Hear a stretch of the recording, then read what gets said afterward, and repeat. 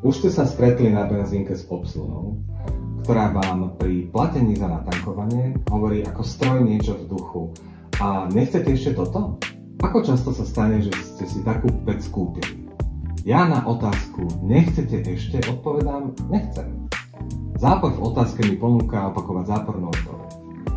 Na druhú stranu chápem, že ide o snahu manažmentu o tzv. Upsell, teda predať niečo navyše.